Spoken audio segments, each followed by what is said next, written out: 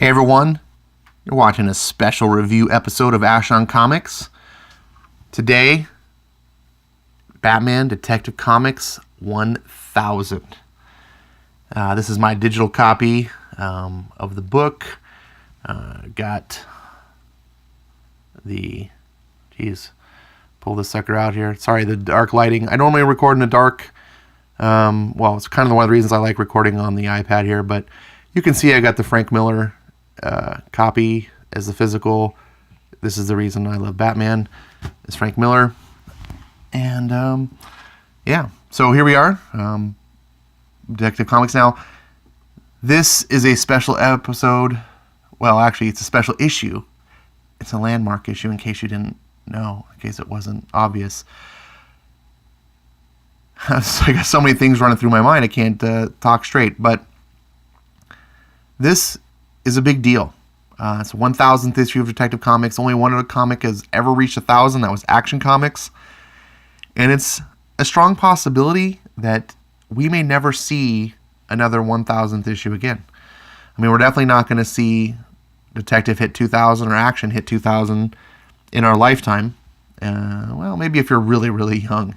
If you're 10 years old watching this, maybe you will. Amazing Spider-Man had the biggest chance of doing such, but then Marvel decided after 801 issues to restart it back to 1 because they needed that cash.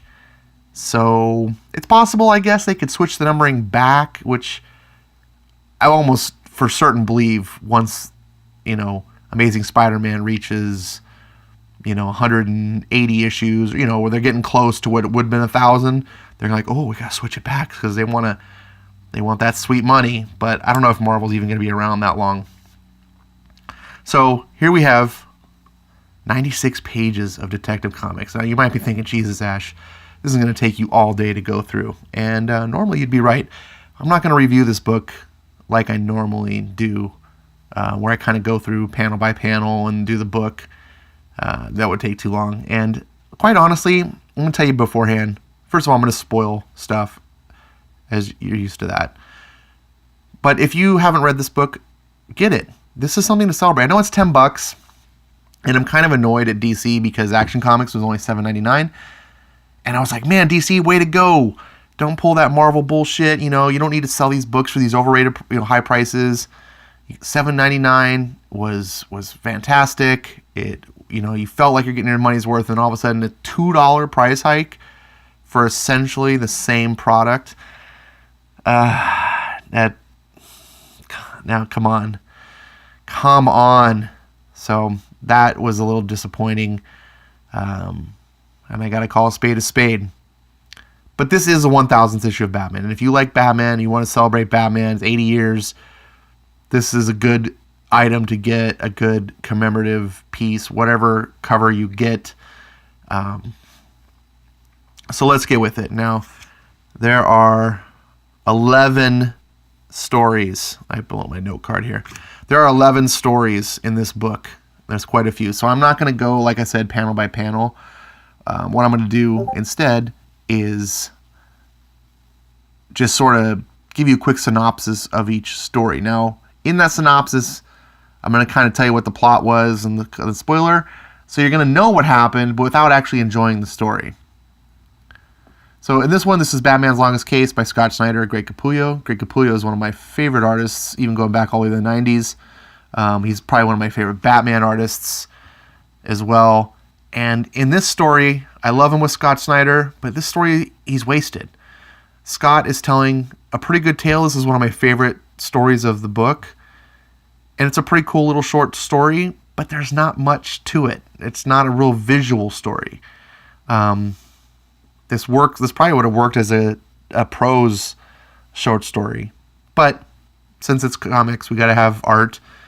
And Capullo does a fine job. It's just you can see there's not much to it. Just Batman looking around, investigating things until he finally solves the case. And, it turns out this thing that he's been trying to solve the problem all his career as Batman was a test. And by solving it, he gets invited to the Guild of Detection with all these other fine members, including the Question and Hawkman. I've recently personally discovered Hawkman recently, and he's what do they call it? History's detective. I really like that about this character. So they induct him and they tell him what it's all about, and he's just like, oh. And then finally the last thing they're like talking about, he's like, open a case, any case, and take a look. I think you'll see that, buddy. You're always at the very beginning. And he's like, Batman's, wow. So this is Batman's eye-opener to the greater world. And the reason I liked this story is because I've always had a problem with Batman as a Justice League level superhero. I like Batman as the street level hero. I like Christopher Nolan's version of Batman. I like Batman Year One. I like him when he's fighting street level villains like the Joker, Two-Face, etc. I like that a lot. But when all of a sudden you throw Batman into Superman's world and with the Justice League and they're fighting cosmic level, opponents, suddenly fighting Killer Croc seems stupid. And not that it is stupid, like Batman existing in both worlds just doesn't work for me. I either have to believe he's with the Justice League, or that usually what I do in my mind is that I just kind of imagine two different variations of Batman. And I like what Christopher Nolan did, and like just not have, he said, here's a world where none of the DC heroes exist. It's Batman's own world. And then when I see Batman in like Justice League, to me that's almost like a different world. But whatever, you didn't come here to see this. So I just kind of like this because it showed a bridge to Batman seeing a bigger world and coming to mysteries that, he would have never come across on his own, just being, a vigilante in Gotham. So in this next story, it is Manufactured for Use by Jim Lee as the artist and Kevin Smith as the writer. And at first I was like, okay, I love Jim Lee, even though I don't think he's the best he's not the most well-suited for Batman. But Kevin Smith, I'm not too sure about. Even though I love Kevin Smith, like his movies and stuff, just lately his work has not been interesting in comics. And this was one of my favorite stories in the book. This might be tied for first, or it's in the top two probably of the stories in the book. I really liked this story. And we see here Batman confronting the Joker. And when I discovered Batman as a youth, my stepfather was into comics and stuff, and he kind of helped foster my growth in Batman and all this. I remember reading a story in the 80s, I think it was the 80s, about Batman, and they talked about his logo, his chest piece right here. And the writer had it happen, like he was telling the story, and Batman was going against some just normal criminals, and they were shooting at him. And they talked about the reason why his logo, like this big bright yellow bat symbol, it was a draw, like that villains would try to shoot, like it was a target. But that's where like armor plating was on him, so and they wouldn't try to shoot him in the head or and it was like purposeful. And the way I'm saying it right now is kind of bumbling and dumb, but the way the writer put it, I was like, oh, that is so cool. Like Batman's outsmarting these villains by saying, yeah, shoot me right here in the chest. This is where I want you to shoot me. And they think, of course, like that's a good place to shoot Batman, but it's not, because this is the most armored part of his suit. And this story, I think the reason it reached out to me, or I connected with it, is because it's about Batman finding the gun that killed his parents. And it starts off, he's undercover, and he gets the gun,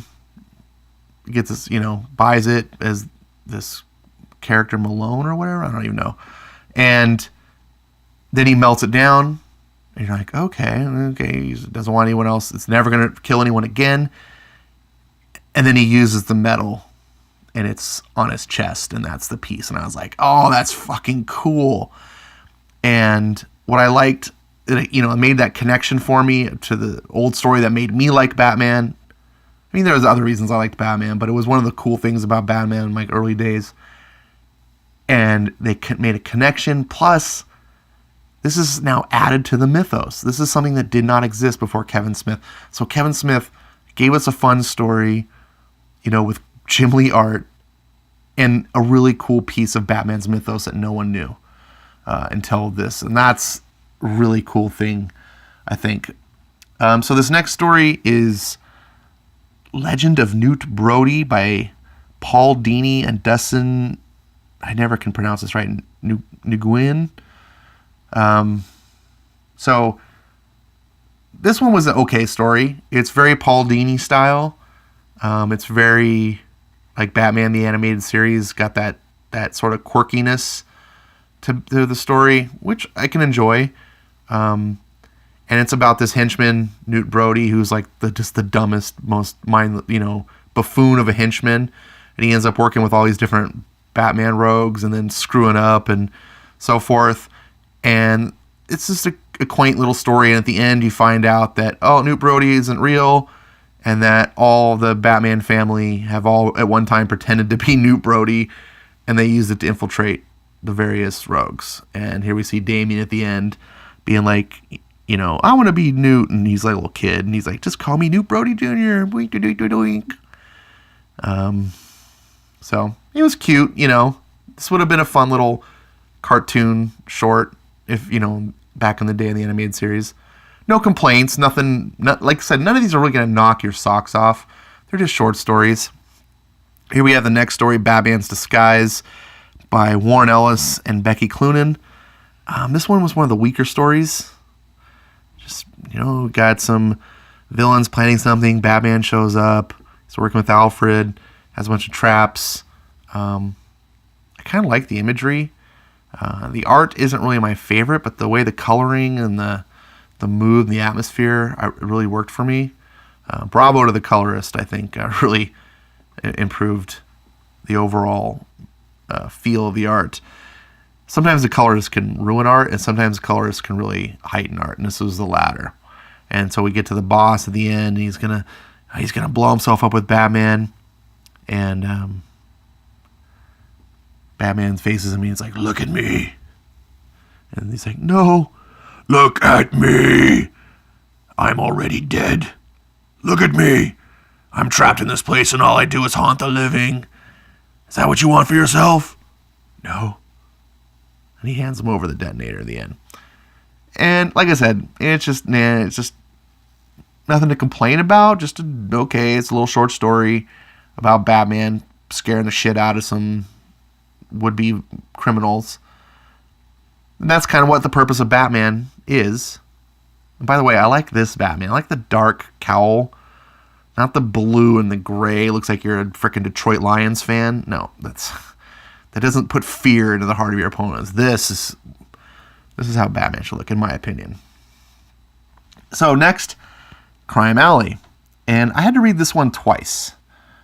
Not because I didn't understand it, but something called to me.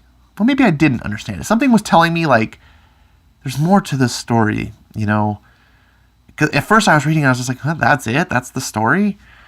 So here we get Leslie Tompkins, who is sort of the figurative mother figure in Bruce Wayne's life. She's this doctor, and she has a volunteer clinic, and she helps the poor in Gotham and all this stuff. And here we see her, she's like, "Bruce, no." And said 35 minutes earlier, "Look what I found. Look, I'm a monster. You're a dumb punk." All this stuff, and want to get, got a gun, and I got to go out and commit some crime and stuff. And 10 minutes ago, "Is that you, Bruce? How'd you know? Who else lurks in the shadows, especially tonight?" "The anniversary of my parents' death." "Not death, Bruce. Have the courage to call it what it is. Murder. Your mother and father were murdered. Exactly where you're standing. Sometimes I think you don't know anything else. What happened to you and your parents was obscene, but you survived, and you could have used that tragedy to motivate a life of charity and altruism. You could have lessened the world's misery."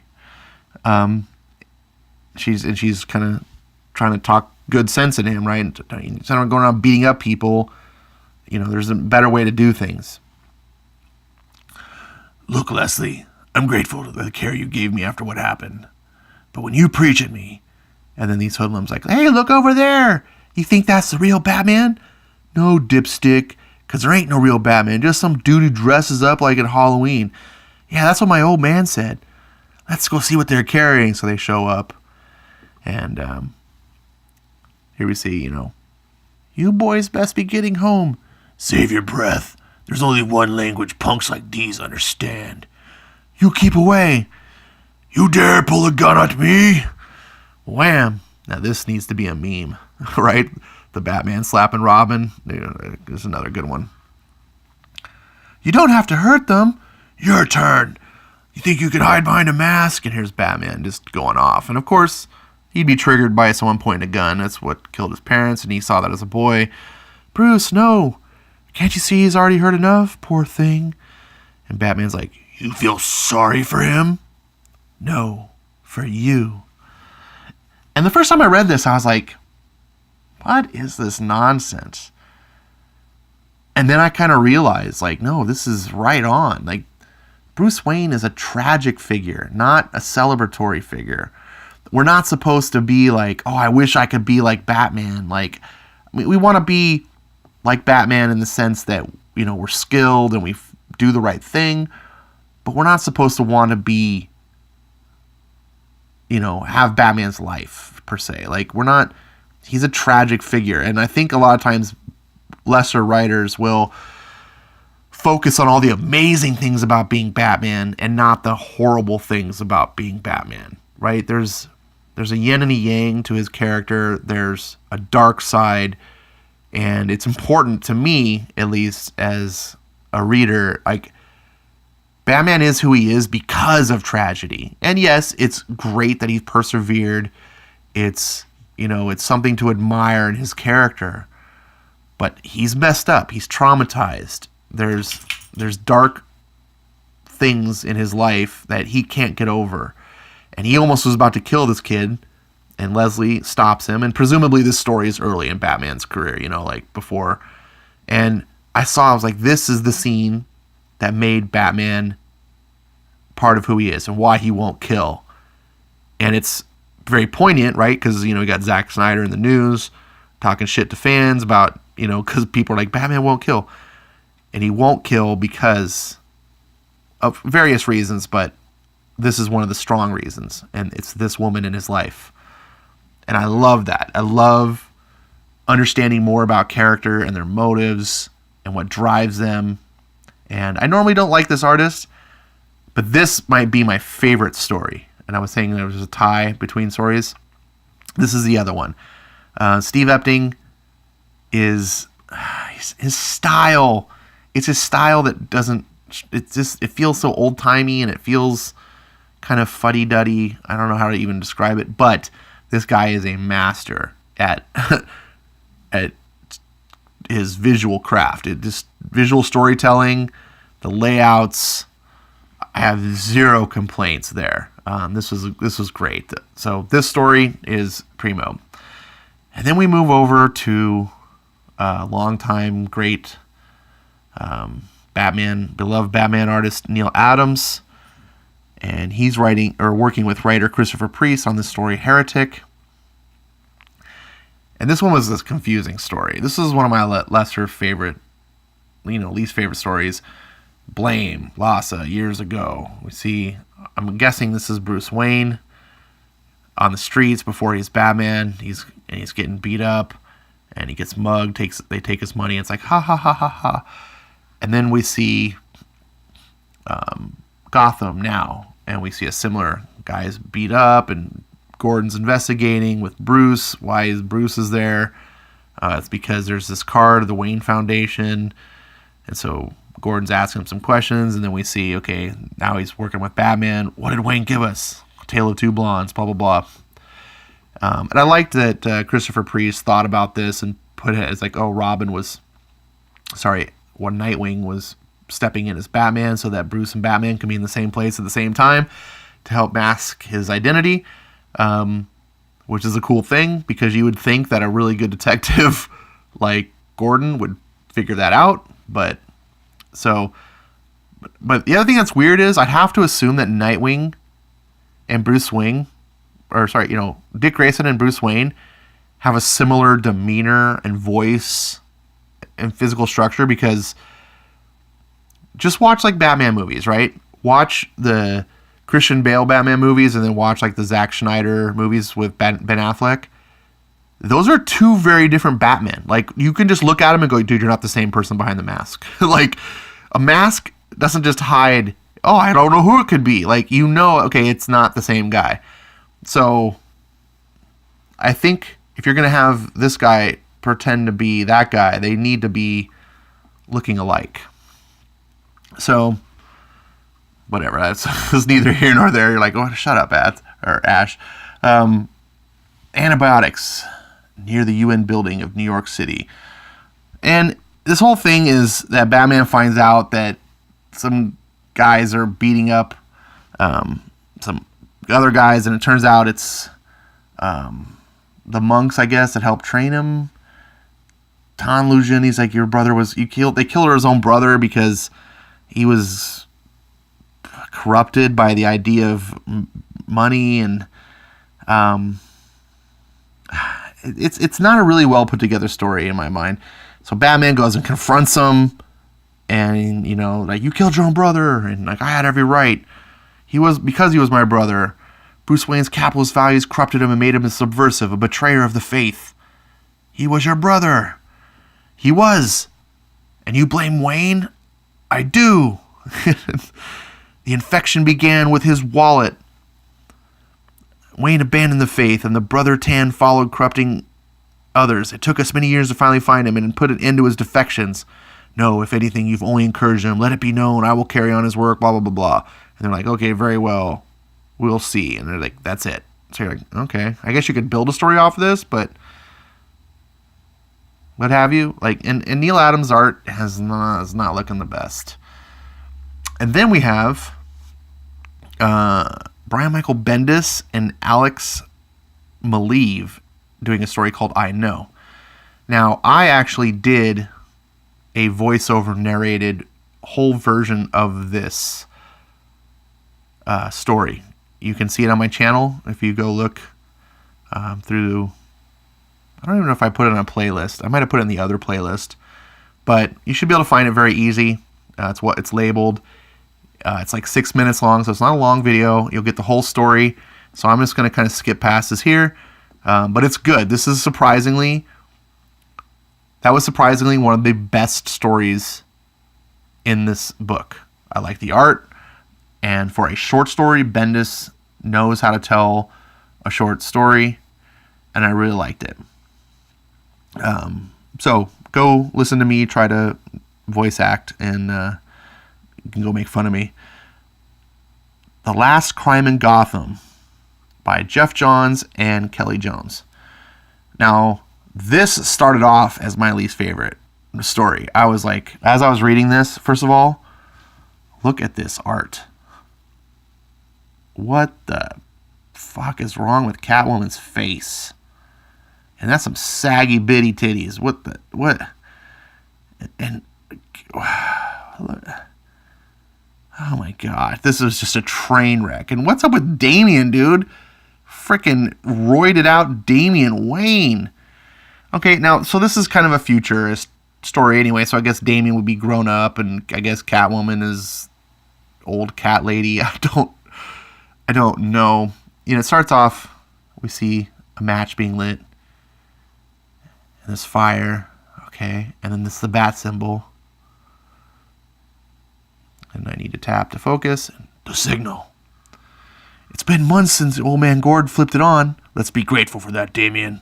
Grateful, Dad. Arkham closes with a whimper, blah, blah, and they're talking about how he's like, there's no criminals to fight anymore, and it's kind of, this is a future story about how, like, Gotham's all cleaned up for the most part. Except there's a death scene. And you're like, whoa, what's going on? And they call this, like, the 12, and we got Gordon on the scene, and it's like, Batman's investigating, and who could it be? Who killed these people? Batman's like, you've taken in the crime scene, Echo. I guess that's Batman's daughter in the future. Tell me what you see. Roof. Well, one thing I see, Ace will eat stale bread, but he won't get near the cake. Good observation. Robin, the cake's poisoned, right? Of course. Any suspects? 12 people dead, dressed in dumb holiday sweaters. What about Calendar Man? So it's a cool detective work. If you like the detective stories of Batman, this is a cool detective story. And I was reading it at first, and I was like, this is just, who cares? This is a party, and this art's terrible. And I'm just like, I'm like, Jeff Johns, of all people, what are you doing? And then you get through it, and it's really cool. Like, I should have tried. Like, oh, Jeff. Of course, Jeff Johns delivers. So it's the Joker too, leaving this cake. He's killed everybody. The same chemicals that created my father took his life. The same chemicals are taking mine too. I am sick as he was. I am grateful for that, because without family, what are we? And so Batman's solving the case, and what is it? He talks about how basically this Joker killed himself. This is how he would want to have said goodbye sincerely, the son of the Joker. So that's it then? Are you sure? Gotham's safe. The streets are clean. We've done enough, Jim. Should spend our time with Barbara and Jason, the kids. It's time for family now, for all of us. And the bat symbol's turned off. And then you see the poof. And the flame that we saw in the beginning is a candle. And they're being blown out by Bruce. And it's, I hope you made a wish. Happy birthday, sir. And he's looking at the Joker card. And he's just sitting by himself with a cake. And it was a really touching story. So it's better when you read it yourself. Then we've got the story, The Precedent. This one is James Tinian. Alvaro Martinez Bueno is the pencils. And this was a really cool story.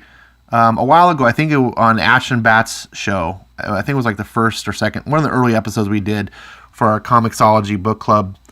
Bats picked out Batman or Robin Year One to get me to read, and I really enjoyed it. I'm not a big Robin person, but I really enjoyed the way the story was told, and I really liked how Chuck Dixon made Robin important in Batman's life. Like, he was sort of a countermeasure to Batman's darkness. Robin kept the light, and I really liked that portrayal of Robin. And this whole story, The Precedent, is Batman determining, because he let Dick Grayson into his life. He's like, well, if I let him in, I can't say no to other boys, right? And then he's having this whole discussion it's basically a discussion in the ballroom, banquet room, whatever, with Alfred.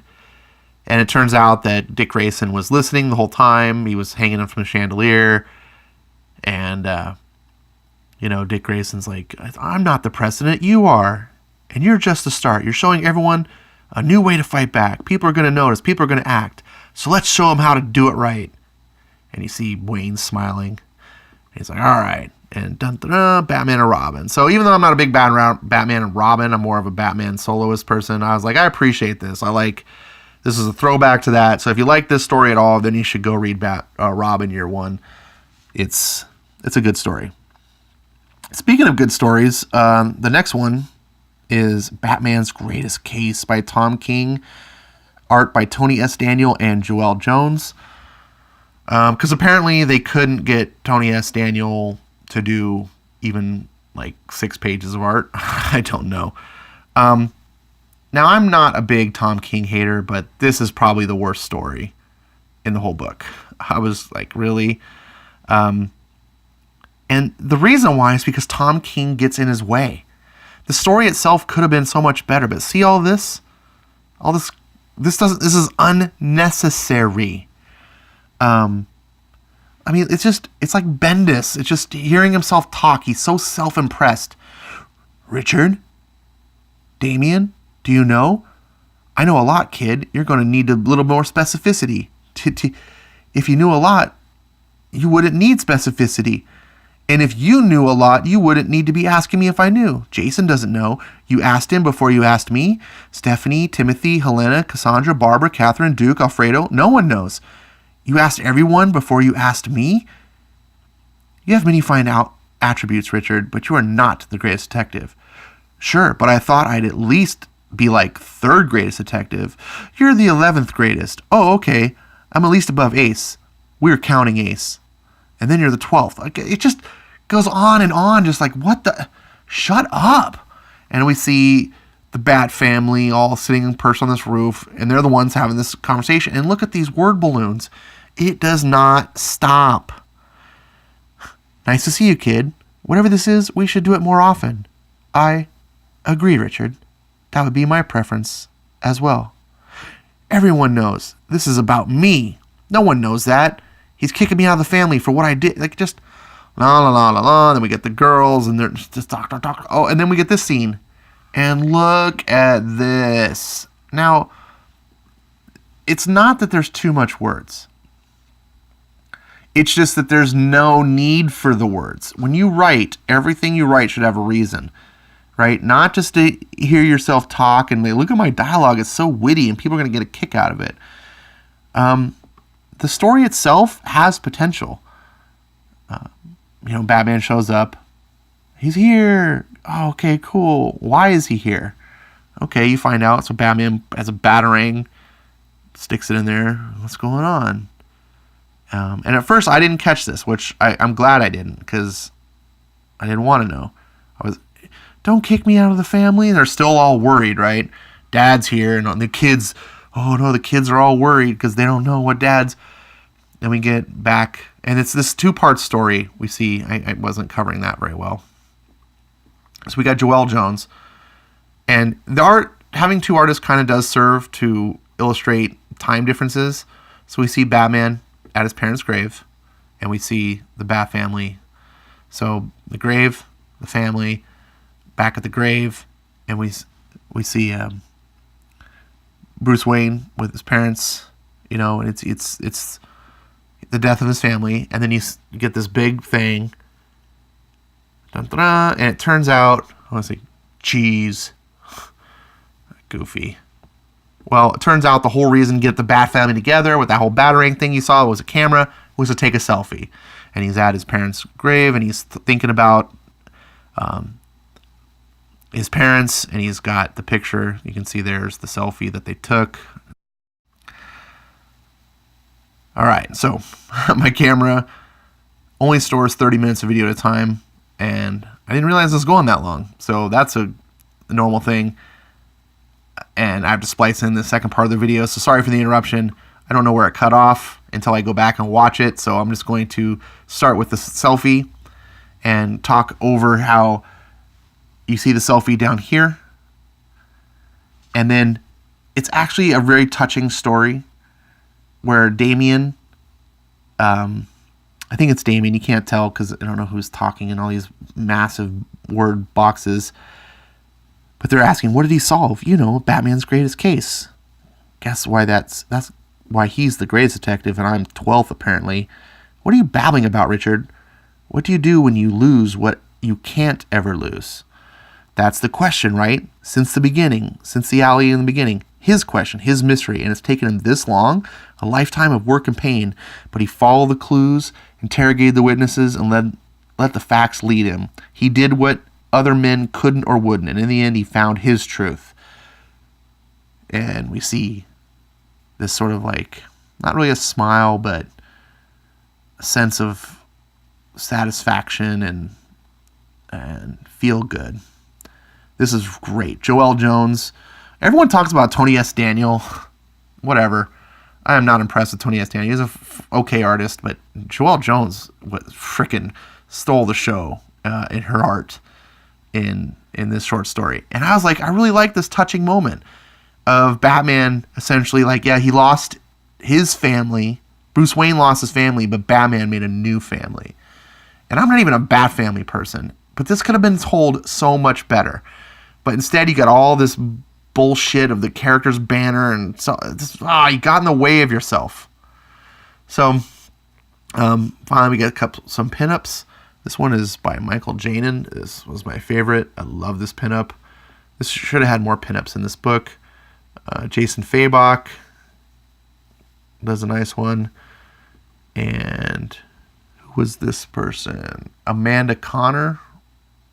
Okay. And then we get the final story, Medieval, by Peter J. Tomasi and Doug Mankey. I can't even pronounce that name.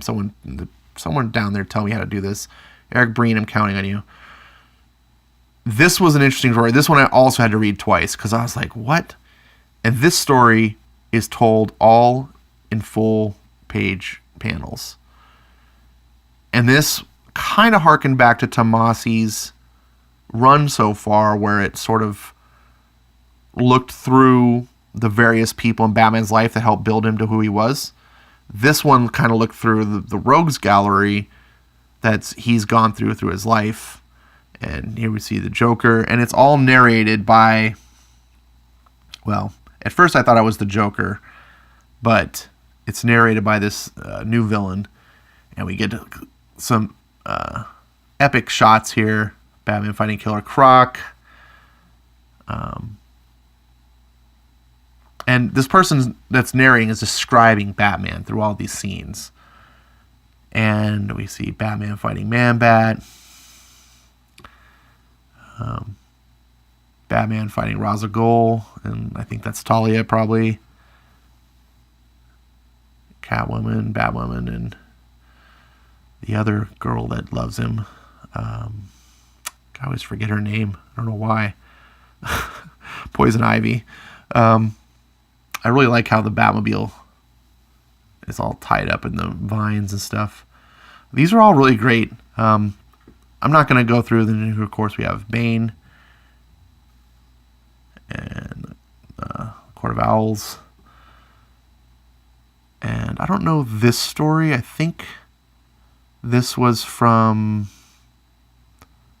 Bad Blood, which was a Tomasi story. And then here's fighting the rest of his villains. Got Hush in the background, Penguin. And it's kind of cool. Then we see the main guy. And apparently this is Arkham Knight. I'm not really familiar with the character. Some people have been like, oh, it's Arkham Knight. But I'm like, cool. I want to see Batman. Say it fast, really fast. Fast as you can. Over and over. So what do you hear? Badman. Batman. To me, now and forever, one and the same. The people of Gotham City deserve better than a Dark Knight. They will experience the hand of a fair and true servant at work. They will bear witness to the Arkham Knight finally delivering justice to the Batman. Medieval. I'm on it. Fucking sold. Like from what Tomasi's been doing before, I don't know why people are disliking this. I think it's cool. I'm wanting more new Rogues Gallery, so bring it on. And speaking of Rogues Gallery, finally, Batman the Outsiders in May. It was supposed to be on January, but it's delayed. No worries. I got way too many books to buy. I really just wish this was The Outsiders, but I guess Batman sells books, so all right. So that's it. Batman Detective Comics 1000. This is a fine book. Like I said, it's a bunch of short stories, so you're not going to really get anything wowed. It's not going to be, a new year one or anything. But it's a nice celebratory issue. You read these stories and you just feel good. And you remember all the nostalgia of the Batman stories that you have loved in the past. And so, bravo to DC for putting this out, even though you did hike the price and you had over 80 variant copies and you totally molested the fan base over this. I'll give you a pass because it's going to be another 80 years before you hit 2000. So don't be pulling this shit. You're better than that. But I enjoyed it. I loved Batman. I hope you guys all enjoyed it. I hope you're celebrating Batman's 80th. Tell me how in the comments below. Tell me what you thought of this book. Tell me you didn't just let me spoil it all for you because you're not buying this. And tell me what cover you bought. You know, hopefully you didn't buy more than one cover, but if you bought more than one, tell me. But tell me what your number one cover was. And thanks for listening this long. I know it was a long video. It was a big book. It's Detective Comics 1000, so I'm trying to keep my videos shorter. Thanks for indulging me. Like and subscribe, and I'll see you next time.